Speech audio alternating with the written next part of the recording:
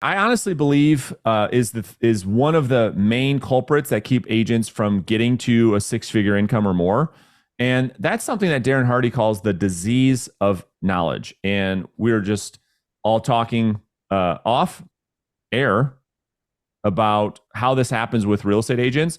And I really think that the agents that listen to this podcast will resonate because all of us have, I think, at least speaking for myself, this has plagued everybody at some point in their career. And some agents have this disease of knowledge where it actually is the reason why they're failing out of the business. And so let's define the disease of knowledge. This is what it is. It comes out of ego, but the disease of knowledge is simply, and the person who has it, the agents that have it don't know they have it. It's just more of a behavior or character trait, you know?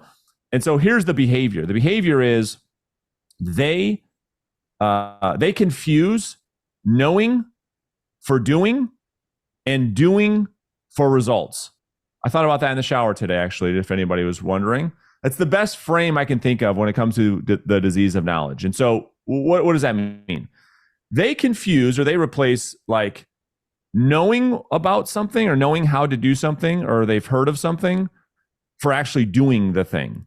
So as an example, well, dude, prospecting, really? Where you guys are going to talk about prospecting again? How many times are you guys going to tell me I need to make my calls until you make them? I know you should be making calls, but you're not making the calls.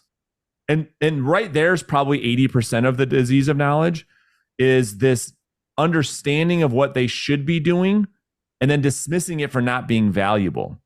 Oh, that's just too basic.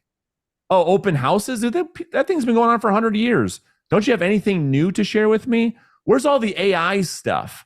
Where's all the stuff I haven't heard of before? Because if I've heard of it, then it's not valuable to me, even though they're not executing on the fundamentals. And here's what we see, and that's just an ego thing. And the agents that are winning at a high level, they don't have sexy businesses. That's what these people believe in their mind. Ben's got to be doing something. This dude has got to know something that I just don't know. Ben, can I fly to Minnesota and hang out with you for a week? Ben's a nice guy. Ben always says, sure. They fly to go see Ben to hang out with a week. And what do they see, Ben? Nothing fancy. Black and white. Just a super boring business. Ben on the phone for 5 hours just making phone calls. And the dude's like, wait, is this it? It's like a Wizard of Oz moment. What's that? What iPhone do you have? Yeah. And so these people are addicted. I'm talking truly addicted to information. Like they subscribe to everybody on YouTube. They get into every coaching program. They buy every course they can. They buy every book they can, execute on nothing, but they are a wealth of knowledge. You know, I was telling you guys off air about an agent that I know that struggles with this badly. I mean, if you were to go visit, so this is a great example. If you were to go visit this dude, like an agent were to go fly from wherever and go hang out with this guy for a day, their minds would be blown because of how much dopamine they would get because they think, my gosh, this guy's got to be successful. Guys, I'm talking about 16 monitors, heat sensor maps of every new listing that hits the market. I'm talking about the craziest follow-up CRMs you've ever seen, robots that leave the office and go track down clients, but he doesn't sell any houses.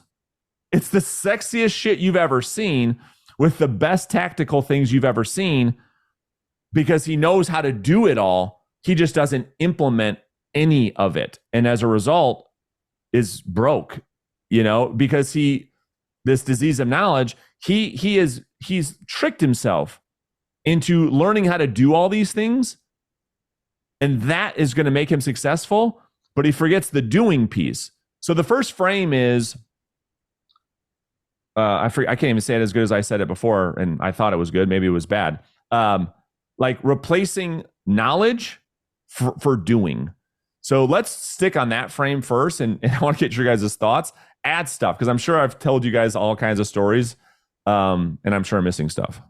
One thing I'd love to touch on, and we mention this throughout videos and we talk about it a lot, but maybe it could be valuable if we define it, which is ego, right? When we say ego, a lot of people, because it can have different meanings to different people. Like egotistical is different, being all, oh, I'm this, I'm that, versus like your ego. And so one thing as an example. All right, real quick, and then we'll get right back to the content. If you're a real estate agent, you're looking to build a listing-based business, a business where you can generate a multiple six-figure income, a business that doesn't require you to waste thousands of dollars on the new marketing gimmicks, then I'm going to invite you to click the link right underneath this video to learn about our Listing Agent Academy coaching program. This is a 6-month intense coaching system that more than 3,000 agents from every market all over the country have now gone through. And here's the reality. Here's the truth. I will shoot you straight. This program is not for everyone. This is for agents who value being around winners. They value being in a community of other real estate agents that actually show up, that actually put forth the work. And this is for agents that embrace high levels of accountability and visibility. To get the details, all you have to do is click the link beneath this video. You can schedule a coaching consultation and then you can decide for yourself. So with that being said, let's jump back into the content.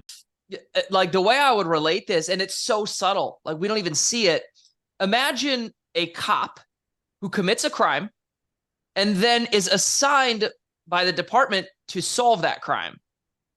Is that ever going to get solved?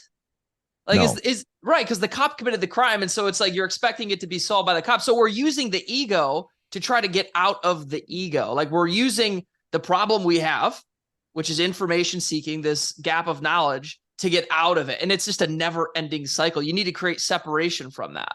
Oh my gosh, that made sense. I didn't get the cop thing very much, but I got the last thing you just said. The knowledge gap. Oh my gosh, say that again. So the knowledge gap is the problem. It is the problem. You're using the problem to try to get out of the problem. It's so true. So I need more knowledge. Yeah. And that's the addiction. And that's this whole disease of knowledge. That's where it comes from, is I need more information to get me out of this rut. And you have so much information. It isn't an information problem. It's an execution problem. Again, these guys could go on any stage, guys or girls. I mean, it's not a gender thing. It's just this addiction to information and lack of execution problem, because they think the feeling of being productive is when they learn new information, when they read a new book, when they go through a new course, when they get a new coach. That feeling of like the newness, like, oh my gosh, I'm being productive, but they don't do anything, and so they never actually move their business forward. That's why we say, or not we, I think Alex Hormozy says, simple scales, fancy fails all the time. The people that make the craziest amounts of money in this business have the most boring, unsexy businesses you've ever seen. Like, as an example, we've got a couple people I'm thinking about in our coaching program right now. One is like the number one producing agent in his state, and I'll leave his identity just aside because that's not my business to share. He's the number one producing agent in the state in which he sells real estate. And the dude, I had him on the show, you guys know him well, has no website, no CRM. It's all paper files. And he'll, I don't know, make $3 million this year. Another guy, he's going to crank $1 million in his second year. Well, he must have some sexy stuff. He must know a lot. Nope. He just makes 50 contacts a day. Well, what else? That's it. Well, what else? That's it. You see, he makes 50 contacts. You should be making 50 contacts, but you're just simply not. It's the making of the phone call versus knowing you should and not doing it, So let me ask you this. Is it a creative avoidance thing? Is it a lack of ownership thing where is that why they're saying, I need that, I need this robot, I need that, is because if they actually went all out on one thing and failed, they couldn't accept the fact that it was their fault versus the strategy? Like, no, what are your thoughts on that? There's two things at play. Great question, by the way. I think it's their like this whole knowledge gap that Colton's talking about, because when somebody has heard something over and over and over and over and over and over, often what happens at all of us, it goes in one ear out the other, like you just almost dismiss it, like for, again, not being valuable, and so they're on this mission to seek information that they have never heard before, because their dopamine threshold is so high that it takes a lot of information and a lot of new information to get them to take action on something. Like, so because it's kind of like a druggie, exactly, right? Yeah, like, I was going to say the same thing. Yes. You take a hit and it's like, man, I'm on cloud 9, and then you need more and more and more. And unfortunately, that's why people, go to extremes. Same thing with alcohol. Sure. And so that's part of it. The other part of it is like, people, because something is simple, they think it's not valuable, because it's not complex. They think, well, that can't be that great. Like, all you're doing is picking up the phone. Oftentimes I give the example of Vince Lombardi, and so Vince Lombardi is one of the most winningest coaches in NFL history for the Green Bay Packers. And everybody knows the story, and maybe if you don't, it's like they had one play. The defense knew exactly what it was going to be, Colton, and they still couldn't stop them. And so, like, that's where the whole simplicity scales comes from. They ran this play to perfection. It was so foundational. Nothing cute about it. Nothing fancy about it. Nothing sexy about it. But they ran it so good. Their skill was so high that the defense still couldn't stop it, and they beat everybody.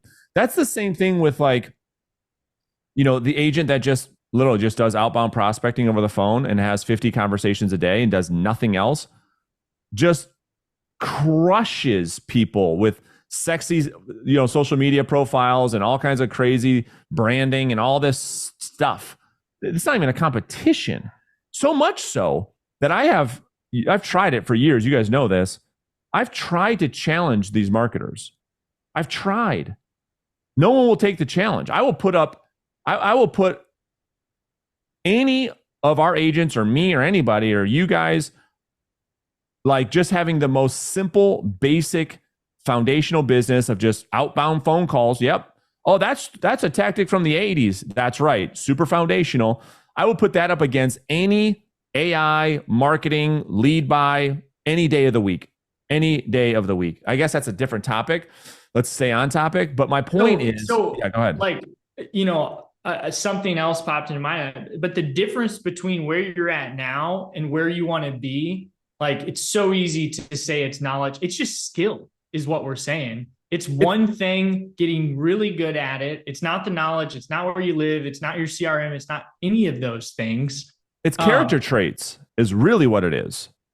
So, and so this is the second half of the frame. And then I'll get into this, Ben. Like, so these people that have this disease of knowledge, this desire for information, this addiction to information, we call this mental masturbation, right? They're just searching for more and more and more and more. It's got to be something I don't know. It's got to be something I don't know. So they learn all this information. They don't do it. And then the other problem is they would make the argument, well, I am doing it. But the second problem is, if you're doing it, do your results prove that you're doing it? That's the other massive, massive myth or illusion that these people have a hard time understanding. Well, dude, I do open houses. Okay. Do your results prove that you know how to run an effective open house where you're actually selling and getting clients from them? Well, I know about, I know about YouTube. I make YouTube videos. Right. Okay. How many clients are you getting from it? Well, I know about outbound prospecting. I do that all the time. Really? Well, how many appointments did you set this week from outbound prospecting? Their results don't prove that they have done it or that they've mastered it. That's the other big piece of it. But yeah, Ben, what were we going to say? Well, backtracking, but I think the best parallel example to real estate and courses and knowledge is golf. And I'm a big golfer, right? So there's always the same guy that you described that has the greatest and latest training device. Oh, yes. Right. The new clubs. That. And it's like at the end of the day, it comes down to, you look at the pros, right? There's pros that say that they hit 1,000, 3-foot putts in a row without missing before they go home. Things like that. Right. So it's like at the end of the day, it's just doing the work, building the skill, the information, the training device, the coaching, like that is just to help maybe ingrain a skill or a thing that you're trying to move forward. It's not the silver bullet that's going to take you from shooting 100 to shooting 69 overnight. Right. Yeah. I think even, yes, that's a great analogy, but I think even a better analogy is fat loss. Like it's one of the biggest industries out there. And this is the greatest example that I can think of is you could ask anybody. I did this actually on a business planning workshop. Colton, you were there. Yeah. And I asked just real estate agents, we use fat loss as an example for something we were working on. Every single person on the workshop explained in vivid detail how to lose fat. And everybody knows how to do it.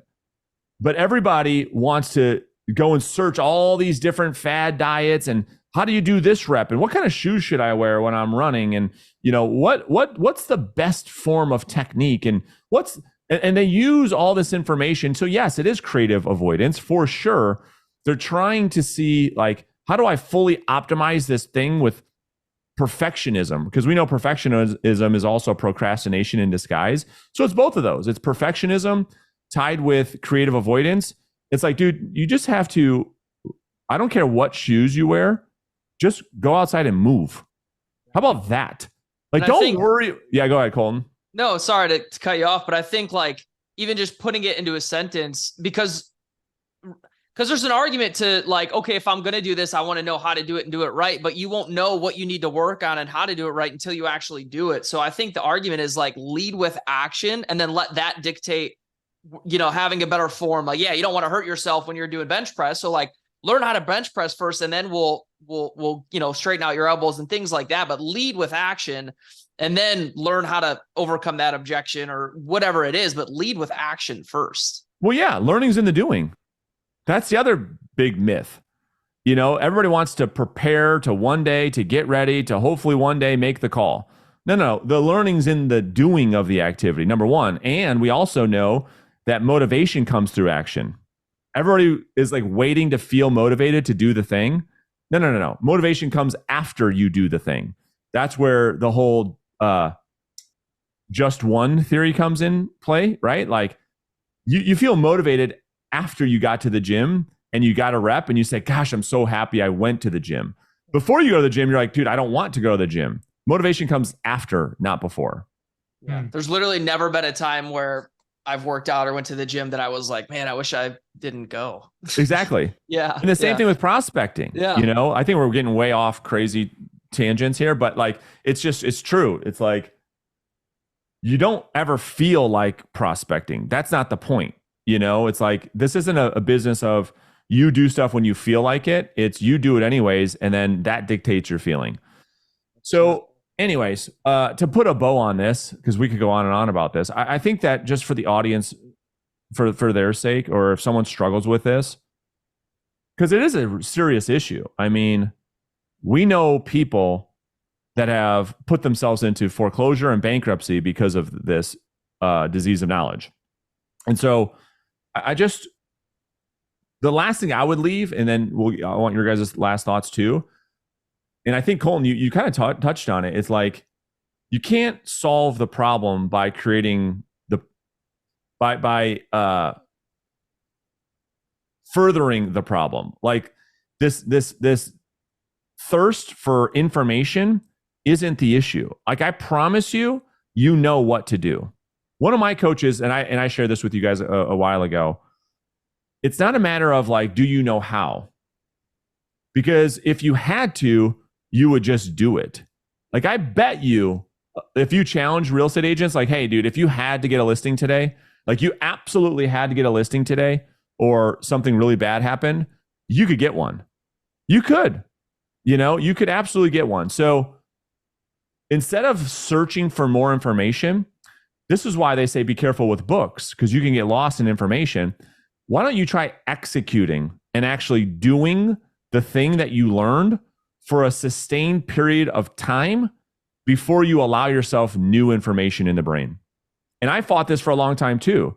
You know, I'm doing it right now. It's like drinking from a fire hose with the coach that we work with, right? It's like, I don't want it. I don't want any more information. Just put a pause on the information and execute. That would be my takeaway. How about you guys? I think there's a season of learning, and then it's like you need to disappear, just like you said. Yeah. And go and execute. Learning's in the doing. You'll discover the next problem, and then there's a season of learning how to overcome that, and then executing. So like setting clear goals, setting clear timelines on how much you're going to give yourself moving forward. Yeah, love it. And like tactically, what's helped me in the past, because I think we've all fell into this and we all have traps of this, is like when you, hopefully this conversation is like that intervention for you. It's like holding up a mirror. If you have this, some of the best things I've done and the times I've felt the most productive after coming out of one of those cycles is like, you know, delete YouTube from your phone, delete all of your social medias, like get YouTube news feed blocker so you don't see suggested videos, you know, like give yourself a detox for 3 days, a week, whatever. Because it's so easy to fall back into that. Like, oh, I'll watch one more video and then I'll make a call. And then there's an hour later, you're like, I got to go to lunch now. You got a whole new strategy that you got from the last 10 videos you just binged on, like calls. Shit, I forgot about calls. Yeah. That's great advice. So, hopefully, this is an intervention or a breakthrough for people that maybe struggle with this. And we'll see you guys in the next one.